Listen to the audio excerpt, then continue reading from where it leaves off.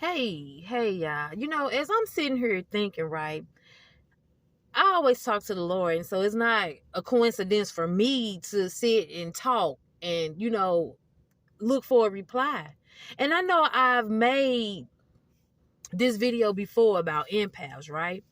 And so today, as I was getting ready, I had asked God, I said, why is it that you pull me into isolation, you pull me into hiding, and you fix all these things that were wrong in my life, even the crooked paths that I went down when you told me to go straight.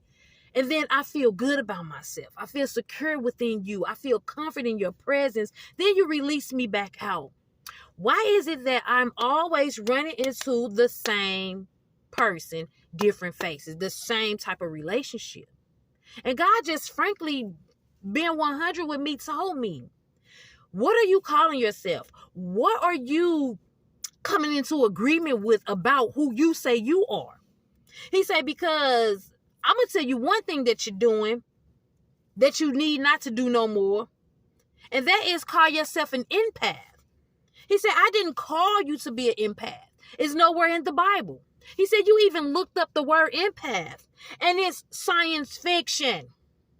He said, because you keep calling yourself an empath, you keeping yourself open for this new age agenda. This is what the new age is calling themselves, empaths and narcissists. He said, just call a thing what it is. A child of God dealing with a demon. He said, ain't no empath. He said, you can be empathetic towards people's feelings and have sympathy towards people's feelings. But you, my child, why is it so easy for you to come into agreement with a science fiction word, something that's not even real? When you type it in your Google search, you got a red line up under it as if it's fake. What? The word is fake. It's made up. It's science fiction, only in horror movies, right? God said, so if you want to continue to call yourself an empath, then you're going to continue to open yourself up to the games of the enemy because you're agreeing with something I did not call you. So what is that you're calling yourself? What is that you're coming into agreement with that God did not call you? Because the Bible didn't say, oh, I give my one and only empath to the world. No, he didn't say, oh, I give my one and only such and such to the world. He said, no, I give my one and only son. He called Jesus son. And what do he call us? His sons and daughters. What am I? A child of God, a daughter of Zion. I am fearfully and wonderfully made. God had to sit and tell me that. Why is it so easy for people to be confounded to what the world calls them? This new age gender stuff, right? I said, you're right.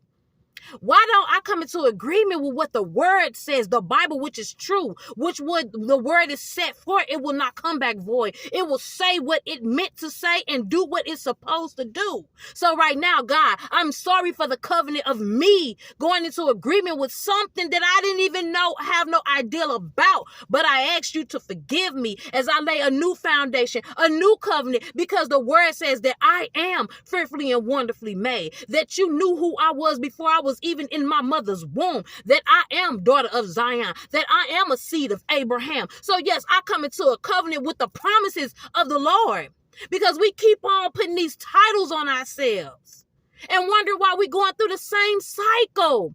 It's because you need to research the words that you're speaking over yourself, because he said, call those things that are not as though they were. And what we're calling ourselves, empaths, keeping ourselves open to the agenda of the enemy to keep a narcissistic demon in our path.